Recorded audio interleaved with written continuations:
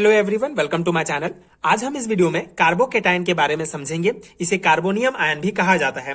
Carbocation क्या है, इसका बेसिक आपको पता होगा कि किसी भी कार्बन के ऊपर अगर पॉजिटिव चार्ज आ जाता है तो इसे कार्बोकेटाइन कहा जाता है। बहुत ही बेसिक सा कॉन्सेप्ट है, लेकिन इस पर्टिकुलर वीडियो में हम कार्बोकेटाइन का फॉर्मेशन किस प्रकार से होता है इसको पूरा डिटेल से समझेंगे, साथ ही साथ इसका स्टेबिलिटी डिस्कस करेंगे। बीएससी एंड एमएससी लेवल के एग्जामिनेशन के लिए ये टॉपिक बहुत इंपॉर्टेंट है। उस लेवल के अकॉर्डिंग हम इसको डिटेल में समझेंगे। साथ ही साथ ये नोट्स आपको प्रोवाइड करूंगा जिसको आप डायरेक्टली अपने थ्योरी एग्जामिनेशंस में अप्लाई कर सकते हैं।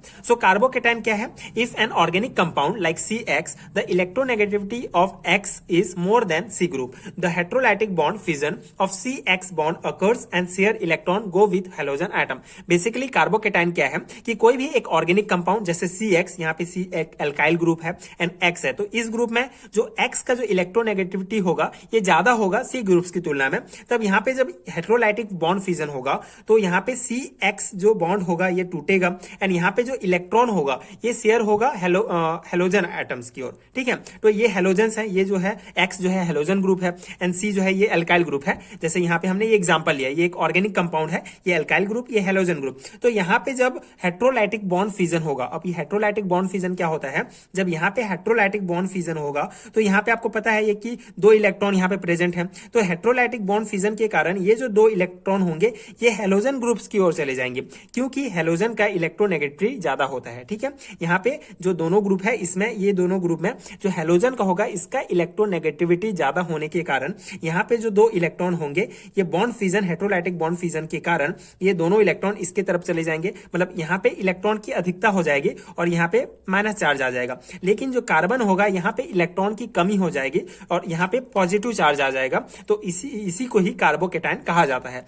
ठीक है, सिंपल सा, हेटेरोलाइटिक बॉन्ड फिजन के कारण मोर इलेक्ट्रोनेगेटिविटी ग्रुप की ओर जो है इलेक्ट्रॉन चले जाते हैं, जिसके कारण कार्बन में जो है इलेक्ट्रॉन की कमी हो जाती है एंड वहां पे पॉजिटिव चार्ज आ जाता है, जिसे कार्बोकेटाइन कहा जाता है। ठीक है, ये कार्बोनियम आयन का फॉर्मेशन हो गया।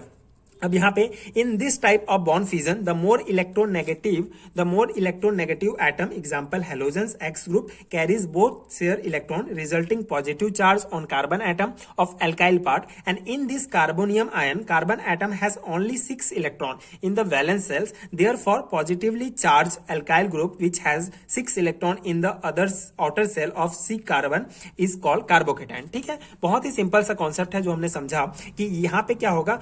जैसे कि यहाँ पे आप देख सकते हैं, यहाँ पे जब दोनों इलेक्ट्रॉन जो है हेलोजन ग्रुप्स के पास चले जाएंगे तो यहाँ पे 1 2 3 4 5 है। इसके आउटर सेल में जो है सिर्फ 6 इलेक्ट्रॉन बचेंगे, मतलब इसका ऑक्टेट कंप्लीट नहीं है, इसी कारण यहाँ पे पॉजिटिव चार्ज आ जाएगा। ठीक है, इलेक्ट्रॉन की कमी हो गई है तो उसके कारण यहाँ पे क्या हो जाएगा, इसे कार्बोकेटाइन कहा जाता है। ठीक है, सिंपल सा है, पॉजिटिव चार्ज आ जाएगा। अब यहाँ पे एग्जाम्पल, जैसे वही वाला एग्जाम्पल हम समझ सकते हैं, ये हेलोजन ग्रुप के साथ जुड़ा है, हेटेरोलाइटिक फिजन होगा तो ये एल्काइल ग्रुप, जैसे ये मिथाइल है हमारा, तो ये हेलोजन के साथ जुड़ा है, हेटेरोलाइटिक फिजन के बाद ये हो जाएगा, सिंपल सा है। अब यहाँ पे स्ट्रक्चर क्या है, ठीक है, ये बेसिक कॉन्सेप्ट हमने समझ लिया।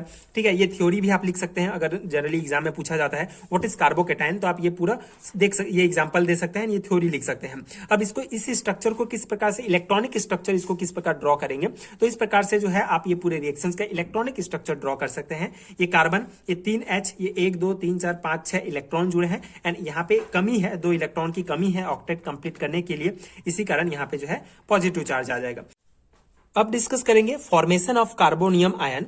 अब कार्बोकेटाइन का फॉर्मेशन किन किन मेथड से होता है। बेसिक कॉन्सेप्ट हमको समझ में आ गया कि हेटेरोलाइटिक फिजन के कारण जो है कार्बन के पास इलेक्ट्रॉन की कमी हो जाती है, जिसके कारण उसमें पॉजिटिव चार्ज आ जाते हैं, तो उसको कार्बोनियम आयन कहा जाता है। अब इसका फॉर्मेशन किन किन विधियों से होता है इसको डिस्कस करेंगे। ये भी बहुत ही इंपॉर्टेंट है, सेमेस्टर एग्जामिनेशंस के पर्सपेक्टिव से इंडिविजुअल क्वेश्चंस में पूछे जाते हैं, that what is the formation of carbonium ion, like how, what is the methods. Okay, so 3 basic method है। हेटेरोलाइटिक फिजन जो हमने डिस्कस किया, protonation of olefins and decomposition of diazo compounds. Okay, so यहाँ पे हेटेरोलाइसिस क्या है, basically ये हमारा एल्काइल ग्रुप है, कोई भी मिथाइल, एंड इसके साथ हेलोजन ग्रुप जुड़ा हुआ है। जब इसका कार्बोनियम जब यहाँ पे फिजन होगा, ठीक है, हेटेरोलाइटिक बॉन्ड फिजन होगा, तो ये सिंपल सा जो हमने समझा वही है, इस प्रकार कार्बोकेटाइन का फॉर्मेशन होगा। सेकंड मेथड होता है प्रोटोनेशन। प्रोटोनेशन मतलब इसको आप हाइड्रोनेशन भी बोल सकते हैं, मतलब एक हाइड्रोजन या एक प्रोटोन जो है किसी कंपाउंड में ऐड करने की प्रक्रिया को प्रोटोनेशन रिएक्शंस कहा जाता है। तो इस रिएक्शंस में क्या होगा, ये एक कंपाउंड है,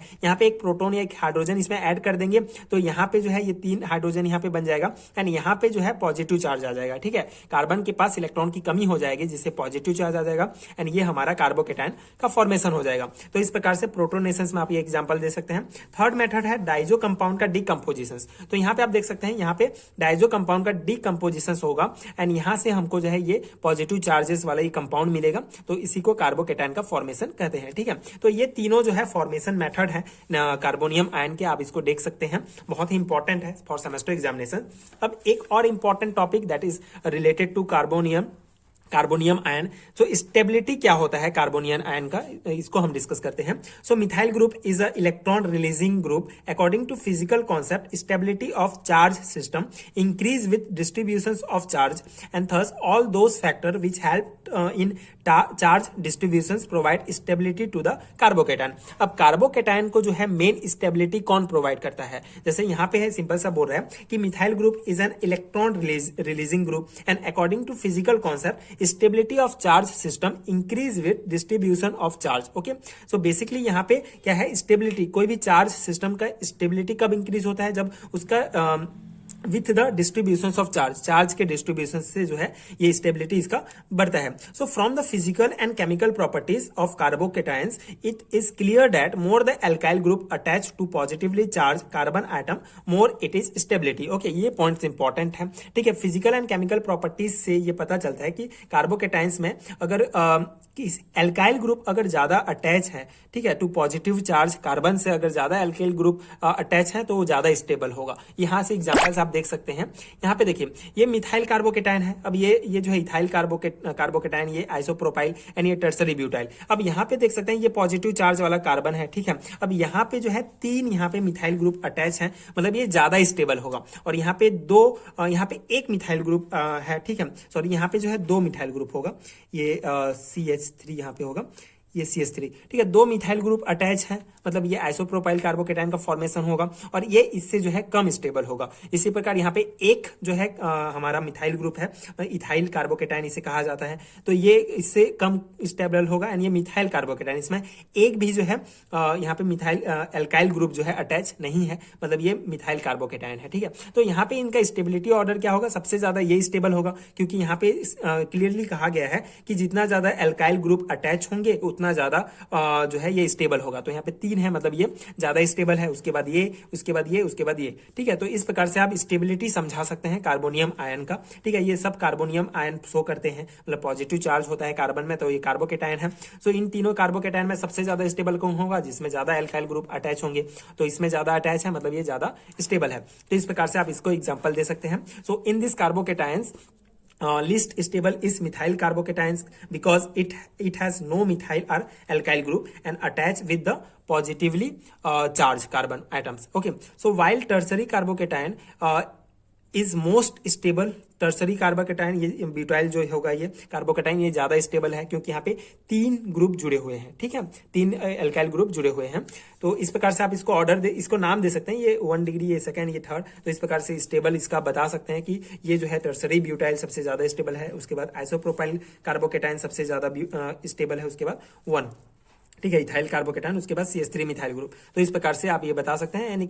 एक और इंपॉर्टेंट पॉइंट है, when electron attracting group like NO2, CHO etcetera are attach to positively charge carbon, stability of carbocation is reduce. Okay, so अगर जो इलेक्ट्रॉन अट्रैक्टिंग ग्रुप जैसे कि NO2, CHO ये अगर अटैच है, ठीक है, पॉजिटिवली चार्ज कार्बन से, तो स्टेबिलिटी जो होगा कार्बोकेटायन का ये रिड्यूस हो जाएगा, ठीक है, कम हो जाएगा।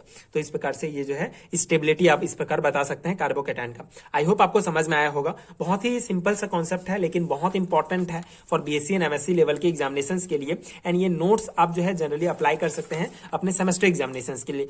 ओके, सो आई होप आपको समझ में आया होगा एंड ये नोट्स आपके एग्जाम प्रिपरेशंस के लिए हेल्पफुल हुए होंगे। इसके अलावा अगर आपको इस कंप्लीट यूनिट का हैंडरिटन नोट्स चाहिए, अगर आपके सिलेबस में ये टॉपिक्स हैं, carbocation, carbo anions, carbene, nitrenes and ये सभी टॉपिक्स, इवन ये एलिमिनेशंस रिएक्शंस के भी सारे टॉपिक्स अगर आपके सिलेबस में है, अगर आपको इसके कंप्लीट हैंडरिटन नोट्स चाहिए आपके सेमेस्टर एग्जामिनेशंस के लिए, आपको तो इस पर्टिकुलर वीडियो के नीचे डिस्क्रिप्शन बॉक्स में आपको लिंक मिलेगा PDF स्टोर का, वहां से आप डाउनलोड कर सकते हैं, जिस पर्टिकुलर PDF में आपको ये सभी टॉपिक्स डिटेल में मिलेंगे जो आपके सेमेस्टर एग्जामिनेशंस के लिए बहुत ही हेल्पफुल होंगे। So if you find helpful, so please check out that PDF store and आगे की वीडियोस देखने के लिए प्लीज चैनल के साथ जुड़े रहिए। Thank you so much for watching.